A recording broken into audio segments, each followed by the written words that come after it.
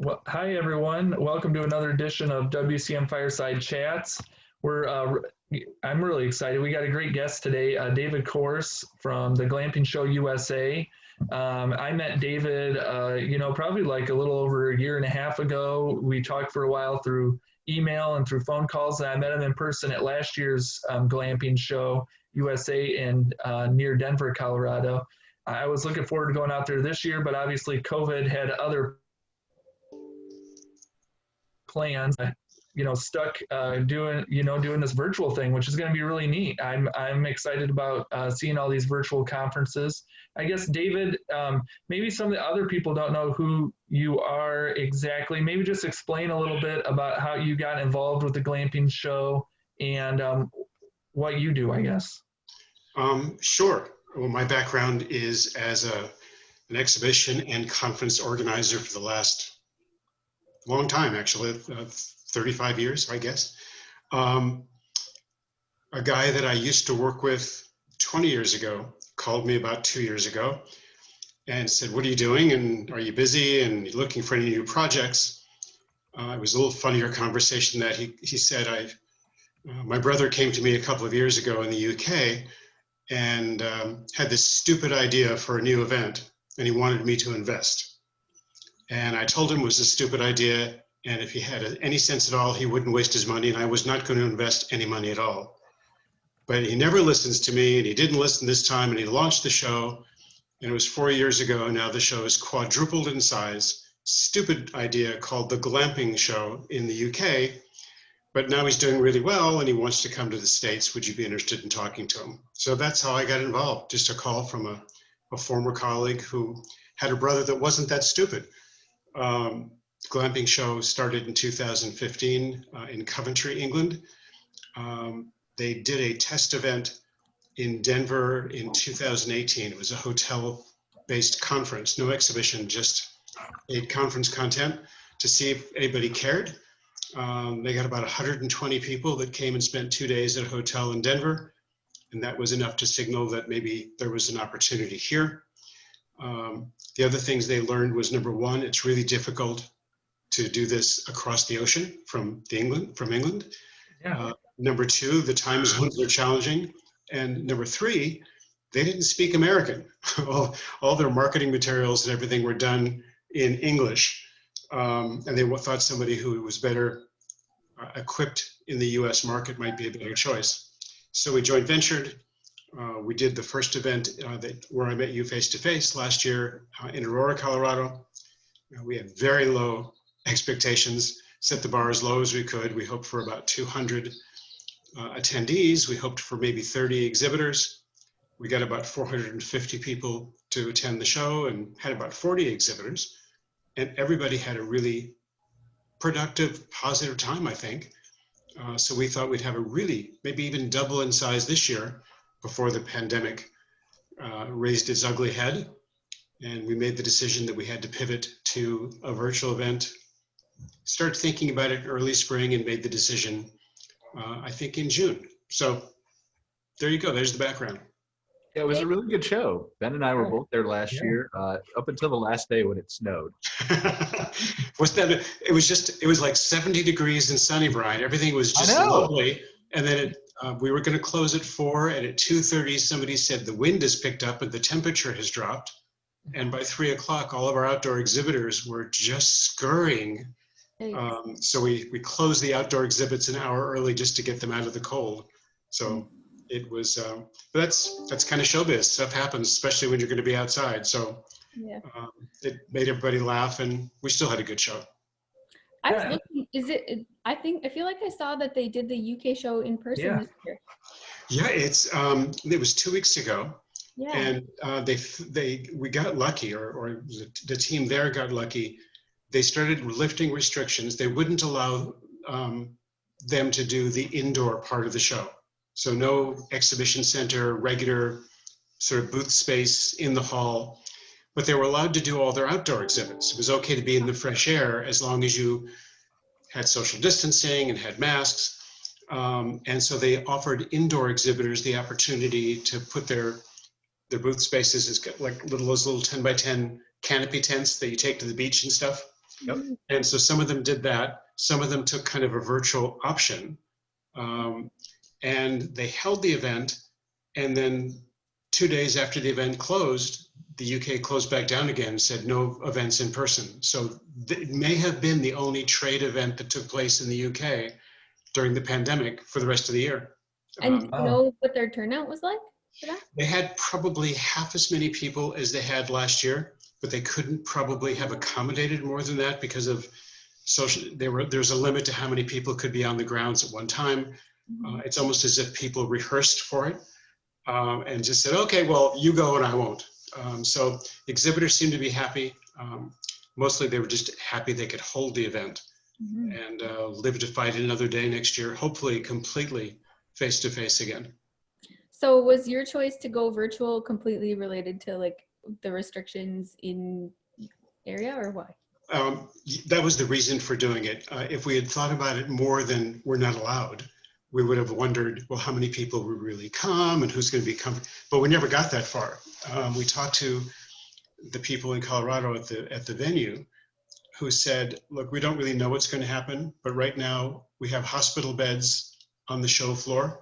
We're an emergency FEMA just in case center, and they haven't told us when they're going to give us the building back again. And if they give it back to us in time, we don't know what the rules will be for what we can or cannot do. And we got so far, at some point in time, we had to just pull the plug and say, yep, it doesn't make any sense. And that's when we just said, we'll turn left and go the other way. I'd much rather be doing this from Aurora, Colorado. But you do what you got to do. For sure. Yeah, I was just thinking when you mentioned the outdoor one that the UK had, maybe that's what Arvik could have done. They could have like rented out a portion of Daytona Beach and just had like tents on the sand and well, but so here's the thing, right? Like I could see like a conference happening where you have sessions that are socially distanced outside, even inside, right, to a certain extent. But how do you solve that trade show barrier? Legit, like, because it's handshake and eye contact. How do you do that in social distance? I don't know. Well, the trade show industry is a really big industry in terms of the financial impact it has on the economy. You think about just sort of the inside the hall, but people forget about the impact on the city where the event's being held, airplane travel, Uber and rental car, food, hotels, all that kind of stuff. So cities have been anxious to get back in business as soon as they're allowed. And so there are a number of criteria that have been created. And oh my goodness. So when you arrive at an event, if it happens, probably if we start opening up in the first quarter of next year, there will be temperature scans. We're all used to that now. There will be no more on-site registration. It'll all have to be pre-registration because you don't want people standing in line waiting to register. If there is a help desk, they'll have a plexiglass shield. The buildings are all just sterilizing the crap out of everything. So frequently, the bathrooms, the public areas, everything you touch, lots of extra hand sanitizers. But the things you'll see most will be restrictions on number of people allowed at a time. Usually they're using a formula. We've been told it's going to be something between 40 and 50%. So calculate how many square feet of space you have, how many people, and that means you have to control population. When you get full, you have to stop people at the front door until enough people have left to go back in again. The aisles will be one way. The booth spaces will all be 10 feet apart. So it'll be a 10 by 10 booth and then 10 feet of space. And you won't be allowed to engage across that table you're used to engaging across and shaking hands. And you won't be able to pick up brochures. You'll have to download a PDF. I mean, everything is changing about the delivery of the experience until we get a vaccine that works. And I guess my question is, though, is it worth it for a vendor like me to go to an in-person event where I can't do any of the things that you just said? Most importantly, handshake and, I mean, what am I going to do? Yell to somebody?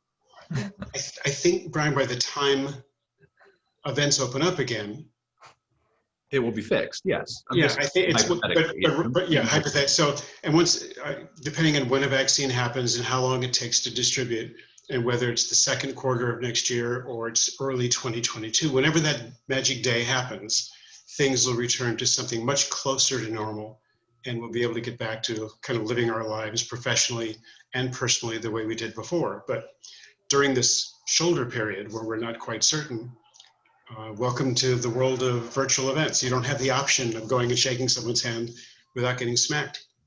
So that being said, are you seeing as much in terms of registration from vendors and stuff for booths and things at your show? The answer with my tongue firmly in my cheek is no. We are so far ahead of last year for a variety of reasons. Sure. On the visitor side, we've had people who said, I'm so sorry COVID is happening, but I'm glad it made you do this because I couldn't have afforded the time or expense to come to Colorado for 2 days. Yeah. But I can consume this the way we're consuming this now from our home office or wherever each of us is working from. And on the exhibitor side, we have some exhibitors who might not have come in because the cost of what they're paying us is very similar to what they would be paying in person. Mm-hmm. But they don't have to fly any place. They don't have to stay in a hotel. If it's the structure manufacturer, they don't have to ship a container from the Netherlands or South Africa that takes 2 months to get here and hire a crew of 14 to set it up in 40 hours to be ready for the show and then take it down and ship it home again. Mm-hmm. So it's a fraction of the cost. So we have some people from the UK and Europe, for example, who've been thinking about entering the North American market and who wouldn't have come to do the show under normal conditions, but for $1,000 or $2,000, they can stick their toe in the water and try it virtually. And if they get some traction, we'll then be able to justify the investment when we're back to face-to-face. So it cuts both ways. There's some upsides and downsides to the virtual format, which is why realistically, David, like if you go back to in-person in 2021, are you really going to not do any virtual? Or are you going to? Well, I was just going to say, I think what we're all going to see, not just our event, but events in general, the virtual genie is sort of out of the bottle. We're not going to get it back in there. I agree. So what the event industry is calling what we'll probably see going forward is a hybrid event. So let's go to the Glamping Show 2021 in Aurora, Colorado. And for those who go in person, hopefully it'll be the same or better experience as what you experienced last year. But in addition to doing the conference on site, if you're sitting there, Brian, if you look behind you, you'll see a camera crew and they'll be live streaming the conference session to the people in New Jersey who couldn't make the trip. And you'll still see somebody in their booth or outside with their structure saying, hey, this is what we do.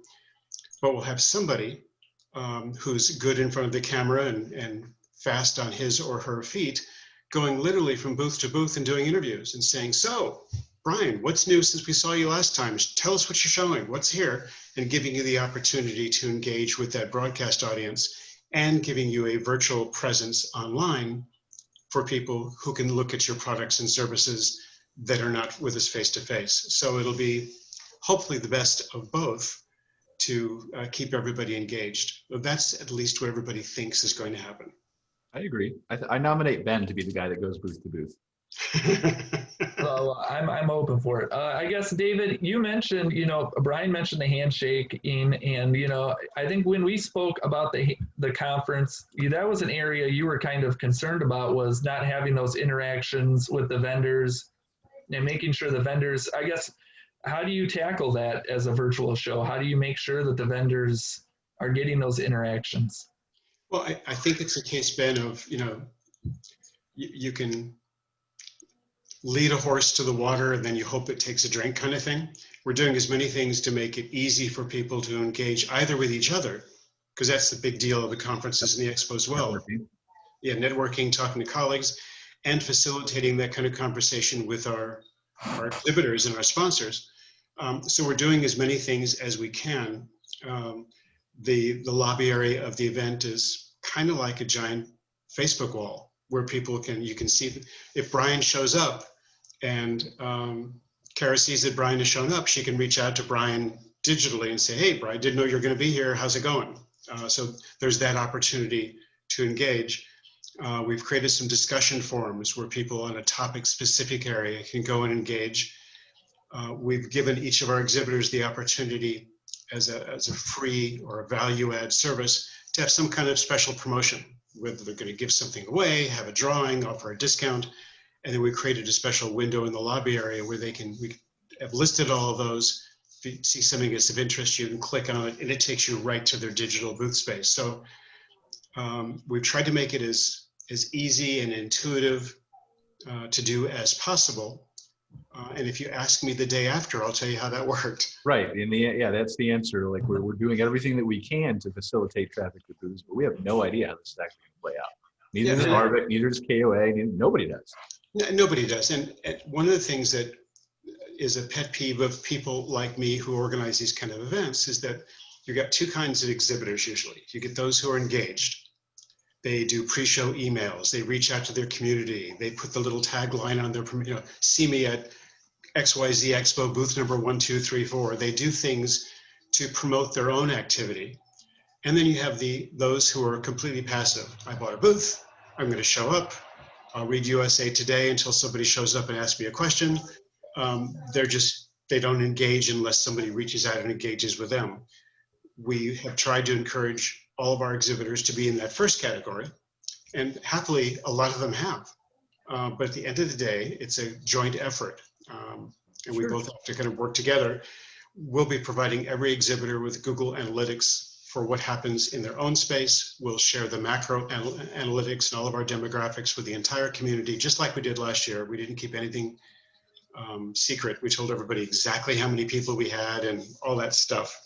Yeah. And the market will make a decision about whether it was worth their time to invest to be with us, in 10 days or so, or not so much. Well, do we want to see this thing, Ben, or you got more questions? Well, I did have one, and you guys are offering like a free option too for the expo, right? So that people can get in just to the expo for free, and then for the educational sessions, they get charged. It's exactly right. It's the same thing we did last year. So two kinds of trade visitors. We call them expo only, which is a bit of a misnomer because there's more that you can do. But somebody who doesn't want or feel the need to engage in the conference content. They just want to visit the vendors. They want to chat with people. They want to be there, but not in the educational mode. And that's free of charge. Just doesn't cost anything.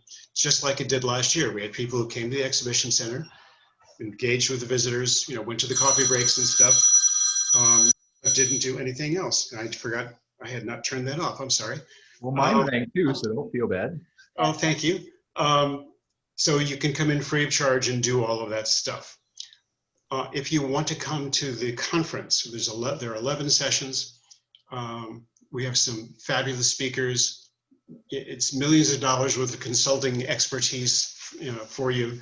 Those 11 sessions, last year we charged $399 for 7 sessions. This year we're charging $349 for 11 sessions. So it's substantially less expensive.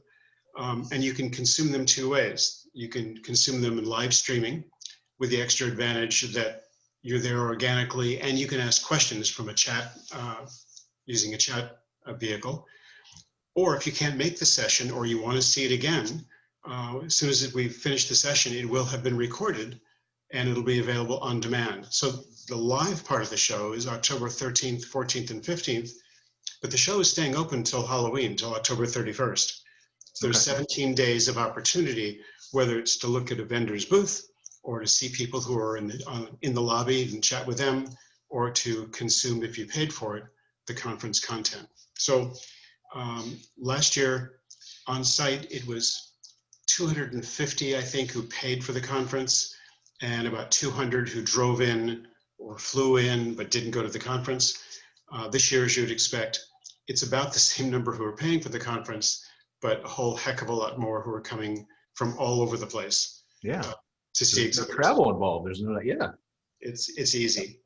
Easy access. How do you make sure those 1,000, like the free ones, how do you make sure they're invested enough to stick around and go through all the virtual expo and visit the vendors? We have a very serious strategy, which is called crossing our fingers. I would give you a better answer, but at the end of the day, there's nothing we can do other than try to make it interesting and compelling. But if somebody comes in and says, this thing sucks, they're going to go do something else. If they see value, they'll stick around. If they see lots of value, hopefully they'll tell a friend about it, who can then come in and see value also. Well, let's see what kind of value you got. Yeah. Like, we've kept them in suspense long I enough. know, Then you've got I so many know. questions. I know, I have so Let's many see it, questions. David. Yeah, David, yeah, pull it up. All right. So here we go.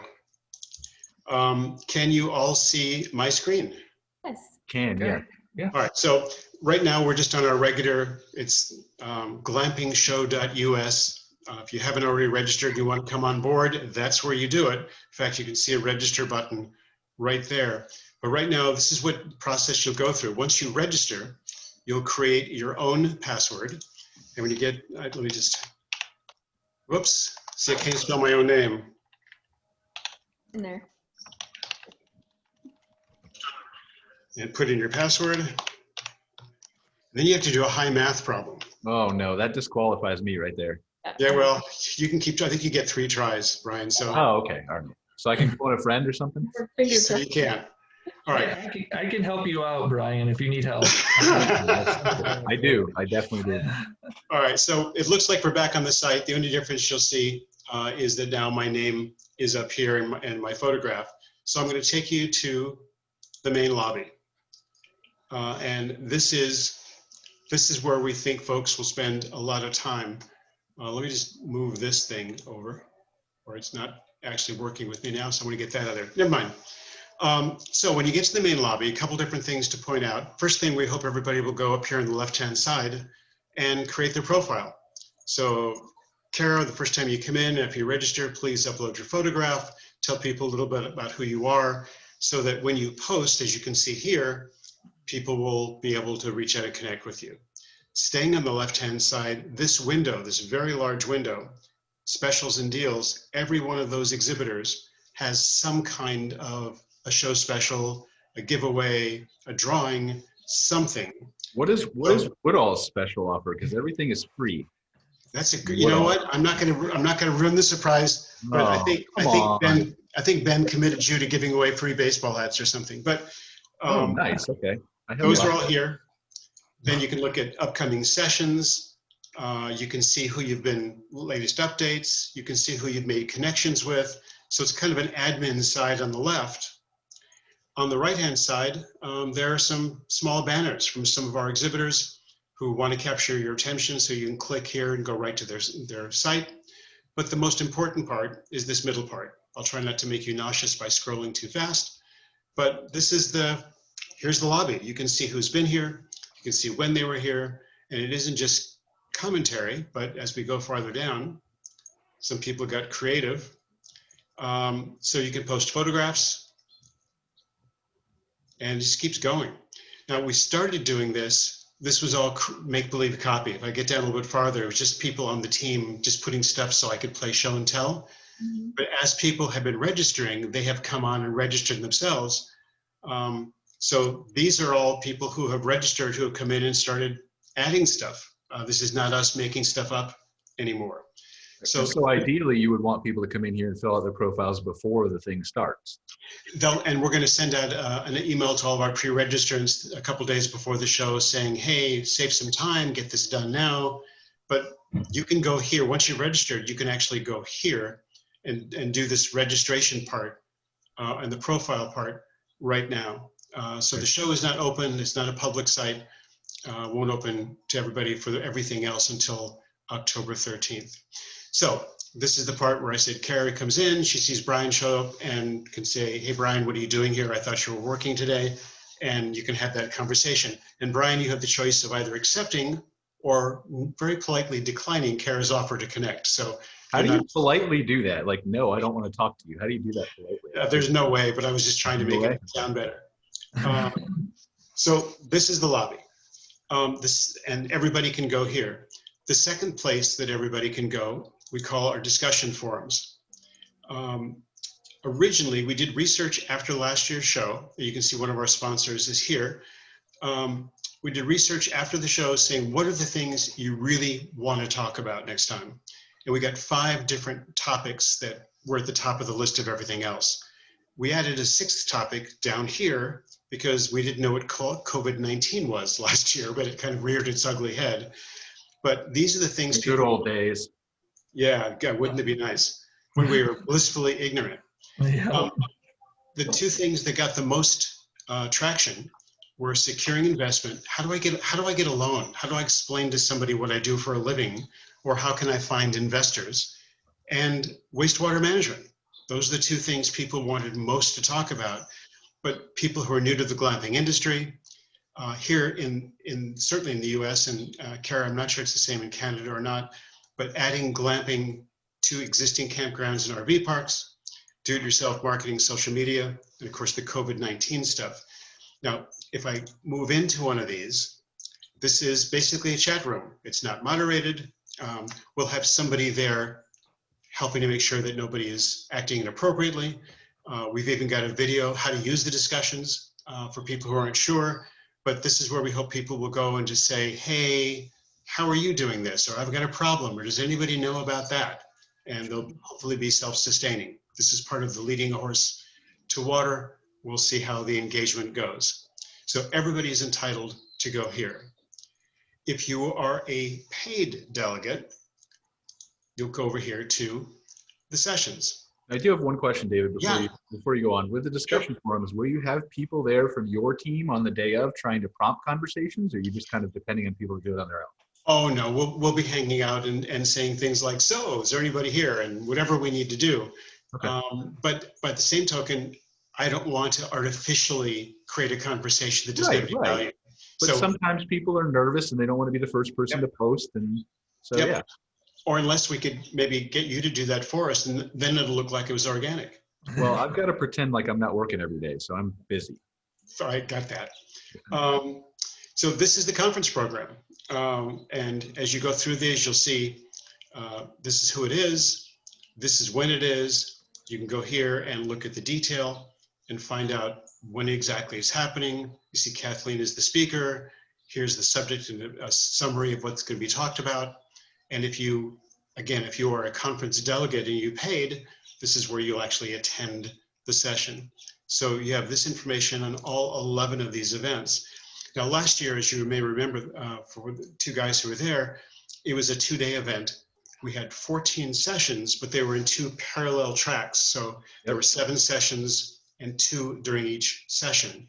Well, live streaming, it made no sense at all to do that. And we thought 14 sequentially was too much. So we're doing 11 sessions. We picked the 11 we thought had the most value, and we couldn't crowd them into 2 days. It just would be silly going back to back to back. So there's an hour between every session. We're doing 4 on Tuesday, 4 on Wednesday, and 3 more on Thursday. So the live streaming is actually 3 days this year, as opposed to 2 days on site last year. So when they click attend in one of these sessions, is it like Zoom box that pops up, or what? Yeah, it goes. It's actually Vimeo. It takes you. You'll see the screen. The chat box will be to the right where you can ask questions. We drew straws from our team, and I drew the short straw. So I am the moderator, kicking and screaming. So I'll be the one saying, "Hey, let me introduce Ben. He's going to talk about something. Hey, Ben, take it." And then I'll be looking at the questions, and when Ben runs out of things to say, I'll say, "So Ben, Kara from Calgary wants to know, did you pick that shirt or did someone pick it for you?" And we can go through that whole kind I'd of like stuff. to know the answer to that question.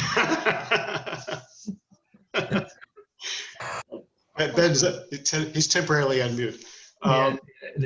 Yeah, I don't want to answer that question. I picked out the shirt myself. I thought this was better than the green ones I usually wear. It is. It looks really nice. I didn't even notice it because your background with the white and then you were adjusting it, so I wasn't really paying attention. But yeah, definitely, it's a step up. I'm stepping down to compensate. I got my sweatshirt on. So, are you having a keynote speaker, David? No, we're not. It's no. Is the answer. When we do it on site, it's just there's no really good place on site to get a large crowd together for a keynote. And then here, I think the whole point of this is it's a very vertical, targeted, focused audience. So people already know why they're here. It would be very difficult to have someone do something inspirational to everybody, particularly since with this event virtually, we're attracting so many people from overseas that I'm not sure what you would talk about they would be applicable to everyone. So no, just these 11 sessions. So we got Kathleen Walsh turning dreams into destinations. Patrick Hardy's talking about disaster planning, investment capital for growing your business as a panel discussion, adding glamping to your campground or RV park, social media. Sarah Riley from the UK is doing that from the UK. A guide to structures for startups, insurance, big question. Glamping as habitat stewardship. I've heard most of these presentations during our rehearsals. It's a very cool session. 6 essential steps to building a recession-proof business. We probably should have retitled that a COVID-proof business, but it was too late. A guide to structures for people who are looking to grow and expand, which is kind of a different conversation. And the future of glamping technologies of tomorrow. So those are the sessions that are being offered. And then you get to, so only people who have paid for the content can go there, whether they do it live or they get it on demand. So David, I've got a question for you, just because I got to give you questions in here once in a while, right? To throw Sure. you. So how are we going to make sure here with virtual, right, that there's no technical difficulties from the sessions? That's one of the reasons we've done rehearsals. I heard you say that, and that's why I asked the question. So I figured you had I appreciate it, Brian. What we've done is we did rehearsals for 2 reasons. We still have a couple to go. Part of the rehearsal was to make sure the speakers are comfortable with the technology, how to share their screen, all that kind of stuff. But also, just in case as luck would have it, there's a power failure at a speaker's home or office and suddenly they can't transmit.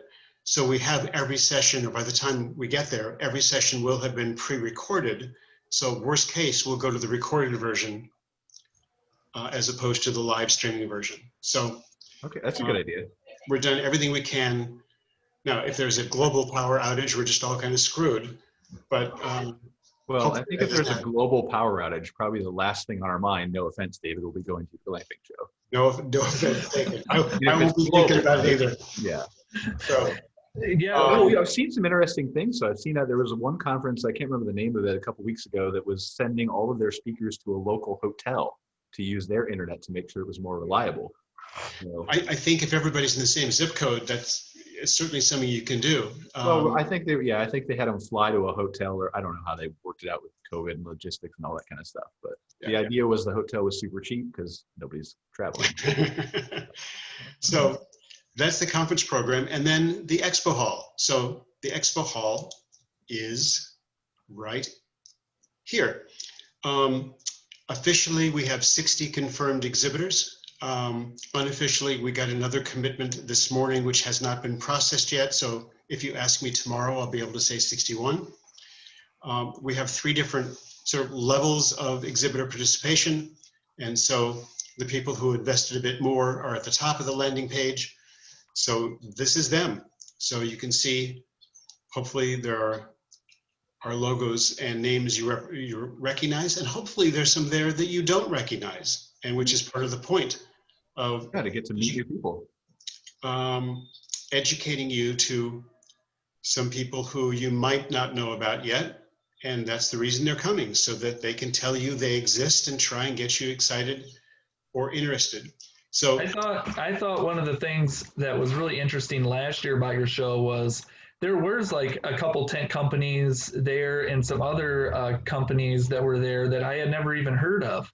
And, I've been going to Arvik for a number of years now, and I had never seen those people at the Arvik conference as well. So just the way, and I scrolling through your list, just there's a bunch of companies I don't recognize. So just the way you're able to kind of bring in some of these new companies that maybe nobody's been exposed to before, that's a great thing for the industry.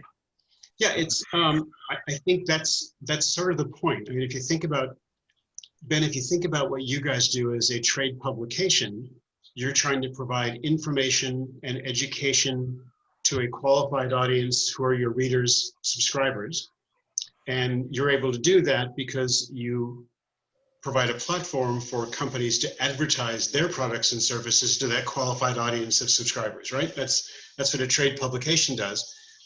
We do sort of the same thing. Our job is to try and provide an opportunity so that these companies can interact with a qualified audience of people who might be interested, they're targeted, and demographically are the right people for their products and services.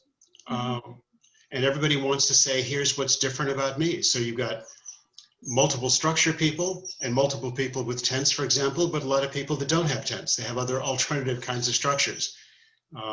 Got different service providers, all sorts of different stuff. So that's kind of what it looks like. Was there any thought to, I know you've got them here, you've got some really nice looking logos, which makes me think I got to redo the WCM logo. But was there any thought to potentially like breaking them out into what they do? Like if they're a tent manufacturer, putting them underneath like a tent or accommodation provider listing, or? I think one of the things we'll, when we do this again virtually next time, there's some features we know that we'll add. One of them will be a directory sort of feature. So you can search by structure companies, for example. That wasn't one of the opportunities this platform offered, but we thought there were enough positive things that we wanted to choose this. So that would be something we would do next time.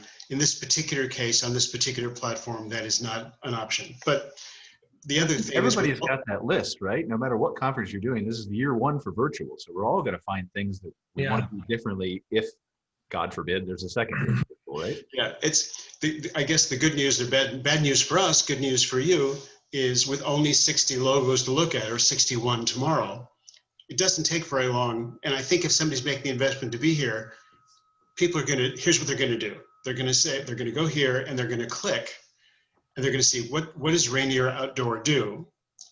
And they're going to go to their digital space and they're going to make a decision pretty quickly whether this is something that they want to continue to engage with, or, oh, I misunderstood, I'm not interested. Sure. So this is what a booth looks like. Speaking of that, so their logo, all their contact information, there's a clickable URL and a linkable email address. All their social media icons that they have are here. Remember that place for special offers? Well, if you'd clicked on Rainier Outdoor there, it would take you right here. So here's their special offer. And if you click on that special offer, Rainier gets an email from you saying, hey, sign me up. Whether it's the free baseball hat, a drawing for a t-shirt, or some massive discount. Also, if you want to engage with them, you want to ask a question, get a brochure, whatever it is you want to do, you would do that on the right-hand side. Just click in here, type in what you want, and then contact me. And that another email will go to the exhibitor saying, hey, can I please have a brochure? Can you have a salesperson call me? Does it come in blue? Whatever that question might be. As you scroll down, this is how Rainier wants you to think about them, live the adventure. And so they'll describe who they are or what they do in this profile. Then they get a chance to play show and tell. So there's a photograph, the title of the photograph or the product, and then copy that describes this particular product. And they get a bunch of them, although I don't know why that picture is not okay. So I'm either have, oh, I can see it, my little blue circle is spinning. I'm having an internet problem myself. So it's taking a while to populate. I'm sorry, but I feel better knowing it's me, not the system. So there are photographs there. This one's still trying to populate. Oh, that one's coming up. Yeah. Yeah, so it's okay. It just gives us a reason to actually come to the show, so we can. Yeah, this I would tell you what Rainier has. There you go. So a chance for them to show you product photographs or service examples. It's a chance to talk about the people they want you to connect with. I love the way they've done this. Dana is the yurt girl, and Steve is the cottage guy. So they're the people to reach out to. They cut a couple of video entitlements so they can show you videos, and a small photo gallery so they can give you an example of some of their products. So this is their virtual booth space.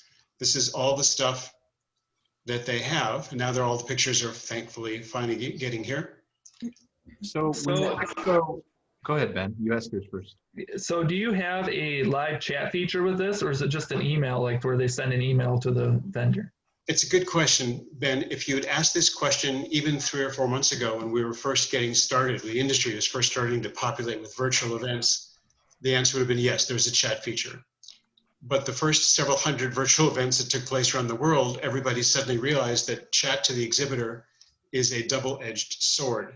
It might be great for instant gratification for the visitor, but this event is open 24 hours a day. People from Singapore are coming to this event who are only 16 hours different from us. And it means even for a small company, you've got to assign someone to work the booth as if they were on site in Colorado, which is labor intensive. So most virtual events are stepping away from chat. They're offering it as an option where an exhibitor can choose to use it. But we chose, and we could have done that here, we chose not to. Our exhibitors are in South Africa, they're in North America, they're in Europe.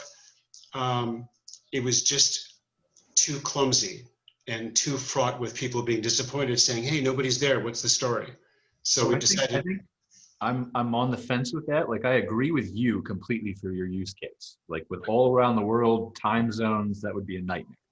I don't know, like, I think chat's still important though, in my opinion, for a local, like a United States show. I can see the value in it. But yes, you're right. It does take time. It does take resources. But for your use case, I absolutely agree with you. Well, and if you take it a step farther, Brian, let's take an event that's just domestic. And the chat feature's there, and you're an exhibitor, and you're in your digital space, and you're kind of doing other things, but you're standing by to respond to that chat just in case. Sure. And the show opens 8 o'clock in the morning, and it's 9 o'clock. It's now 10:15, and no one has stopped by to engage with you. They may have been by your booth. They just didn't have a question they wanted to ask. Your booth space answered their questions or gave them with the information. And it's now 1 o'clock in the afternoon, and you're getting a little, is the system working? Is nobody care? This show sucks, whatever that happens to be. There's no positive reinforcement. And so that's why I said it's kind of a double-edged sword. So we've chosen, we did not have the ability to either say each exhibitor can choose. It was either on or off for everybody. So we made the tactical decision. We'll find out if it was a mistake or not. But for us, we chose not to use it. I agree with you. I'm going to push you a little bit here, David, because we got to make it a little bit interesting, right? I've been to so many shows, yours included. Like, I mean, we, as the Insider Perks, we exhibited like at literally every single state show we could for I don't know how many years. And so I understand your argument, but at the same time, like if you're at a show and nobody comes to your booth, you're standing there all day too. So I feel like if you're going to make the investment in $1,000, $2,000, or whatever it costs to do a booth, whether it's virtual or physical, that you should be there to answer questions. Even if no one else. Conceptually, I completely agree.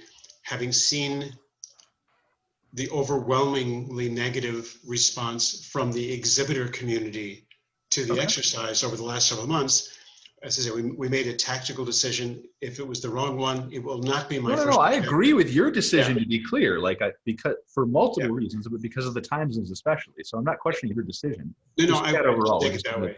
Right? Yeah, I think it's not right or wrong. It's just you have to decide what you want to do. And then if enough people say, "Gosh darn it, next time we want chat," okay. But we chose not to do it this time. So Ben, thanks for asking the question that I had to answer with so much pressure from Brian. Well, you can't make it completely easy on you, David. I mean, come on. We can't make it. So I guess, is there a way for vendors to connect through? I know you have like the main chat area and the main lobby, and you have the discussion areas.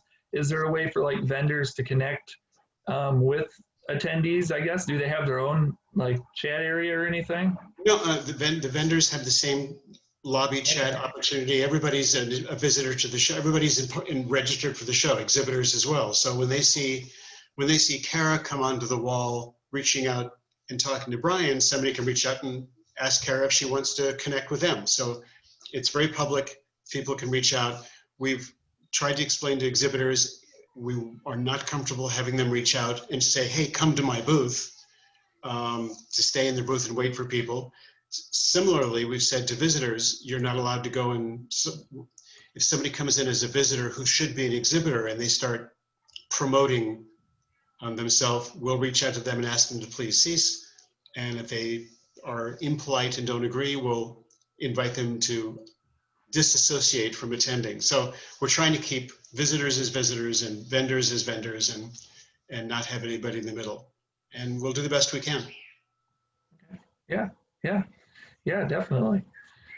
I mean, the platform looks really great. It looks, functional. I think that's kind of what you guys were going to too, right? You wanted something that was kind of easy to use and functional and easy for you guys to, if any issues do. That's all you got, Ben? He like showed you this really cool thing with like multiple different features, and you're like, it's functional. Good. Good. Pick on him for a while. I'm not a fan of very. I don't know. I can't think of any word besides functional. So it looks great, David. Thank you. There you go. That works. The key for us was something that I could figure out. I am an analog guy trapped in a digital world. So if I can figure it out, if I can navigate, then the chances are that most everybody else. And if I can't, the most important feature on the entire site is down here in the bottom right, that blue need help button. So our team will be standing by, not 24/7, but probably 17 or 18 out of 24/7 to answer questions for people on either side, exhibitors or visitors who are just having trouble or can't figure stuff out. And there are videos posted all throughout on the registration page, how to register, reminders that if you're having trouble and you forget your password, just click on the forgot password link and it'll go through things like that. So we're going to do the best we can to try and make it easy for people to have a positive experience. And again, we'll figure out at the end of the day, people will be very, very generous if they're not happy by letting us know. Well, the same way we are with reviews online, right? But I think everybody expects that. I mean, we're all new to this virtual thing. We don't know how people are going to react, as we already discussed, but we also don't know what the learning curve is. And so year 2 is going to be much better than year 1. And I mean, if we have a year 2, I mean, side by side at least, certainly. So yeah, nobody's expecting 100% smooth experience. I don't think if you're going into that, then you're going in wrong, I think. Yeah, I agree with you. I think that if we be very, very honest, our primary objective for this exercise was to keep our brand alive in a very challenging time. So to keep it alive, we had to do something that would allow us to connect buyers and sellers and to provide education or information. And this was the only way we could really get that done. So that's the job. We'd like to be back to face-to-face as soon as possible. But in the meantime, we need to do this well so that we create value, so people will want to stay engaged with us as we go forward. That's it. Yeah, and the glamping segment is just even through the COVID stuff, the developments on the RV park and campground side have been going steady. And then the glamping, there is still a lot of interest in glamping. And so a lot of new people entering that sector. So making sure that they can get all the information they need is important too, I guess. Well, it's like if we took a look at the attendance numbers, which I have not shared with you yet, and then I have a request for your audience. We do our registration update every Sunday. So every Sunday I get either a really good Christmas present or not such a good Christmas present, depending on how the numbers are. And yesterday was another good day. They've all been good days so far. So as of yesterday morning, we have 1,234 confirmed visitor registrants. It does not include exhibitor personnel. That's extraordinary from our point of view. What's even more interesting is that we have registrants from 49 states and the territory of Puerto Rico, and from 44 other countries, including basically every country in the Americas, all the way from Canada down to Patagonia. Which state is holding out? North Dakota. What the heck is the problem with North Dakota? So if there's anybody from North Dakota, if you know anybody in the glamping business in North Dakota, it's free, for goodness sake. Please, somebody from North Dakota, go to glampingshow.us and register so we can say we've got somebody from all 50 states. Goodness, I'm not target some Facebook ads there. I'm not tied into Guam as much. We got Puerto Rico, but North Dakota, for goodness sake. So there you go. We gotta get Mary Arlington. We got to send her an email and. Oh, Mary knows. Mary's South Dakota. She's South Dakota. She does South Dakota. I imagine she has some contacts in North Dakota. North Dakota Association. I don't think so. Well, this would be the test of Woodall's Fireside Chat. Do we have enough audience connections to find somebody from North Dakota that wants to register as a visitor. So I was so hoping I could say, hey, 50 states are represented. When Don sent the report and said we only had 49, it gave me something silly to talk about.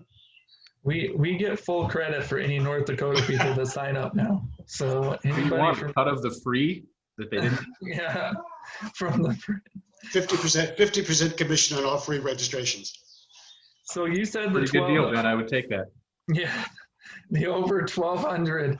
The over 1,200 now. That's minus the vendors. You said. Yeah, we vendors. Yeah, vet registers. That's sort of separate. And how many of those are paid? Just under 200. Okay. Which we're about equal with last year for the number of people. Yeah, it's definitely respectable. Yeah. Yeah. Yeah, yeah.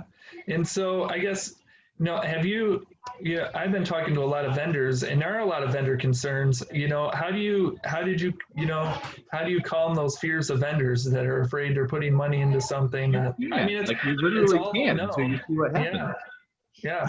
Yeah, the answer is I didn't even try. We've been transparent, we've been honest. We said, look, we need to do something. I think you need to do something as well. Think of this not as, this less a lead generation exercise and more as a branding and visibility exercise.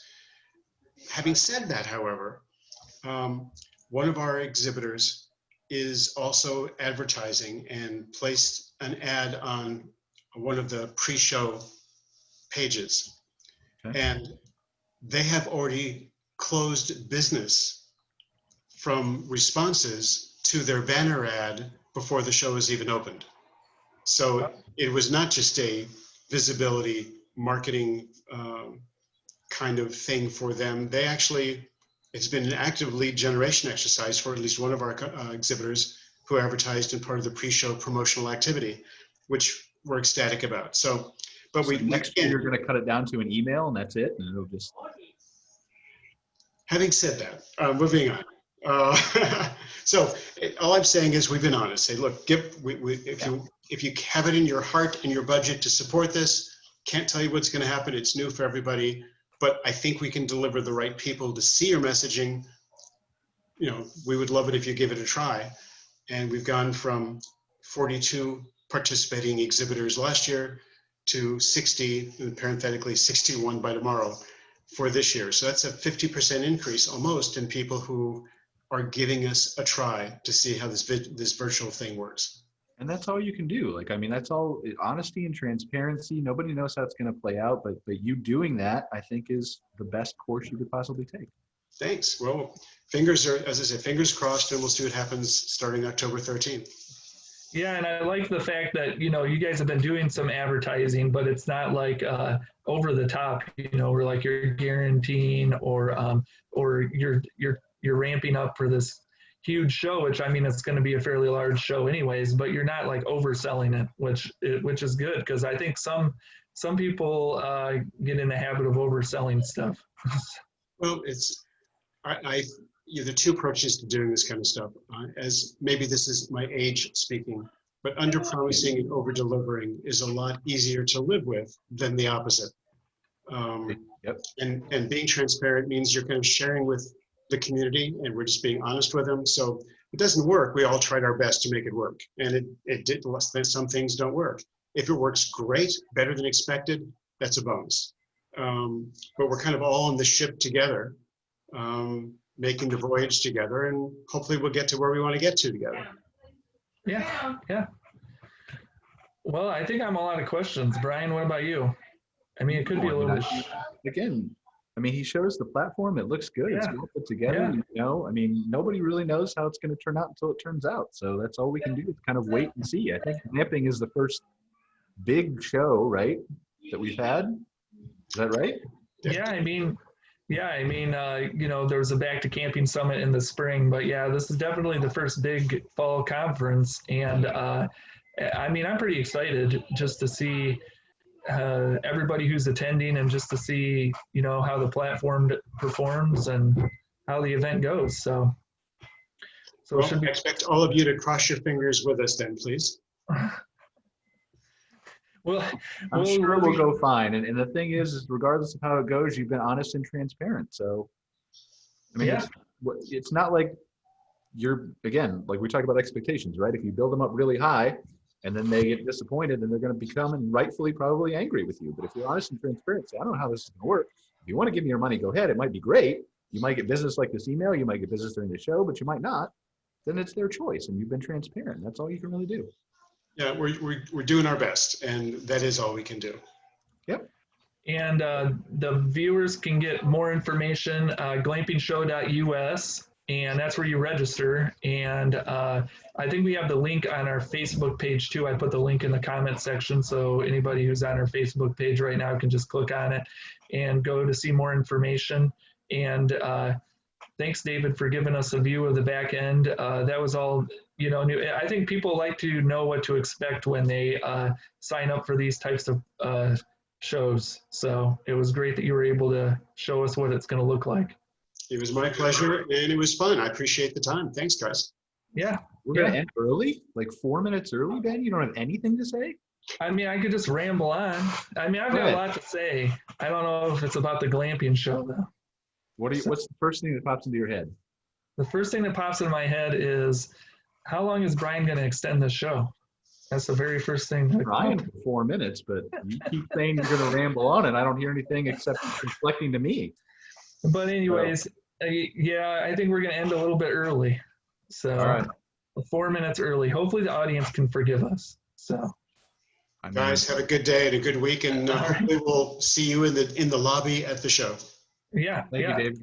Thank you so much. Thanks, everyone, for taking part. Have a good rest of your week. Bye.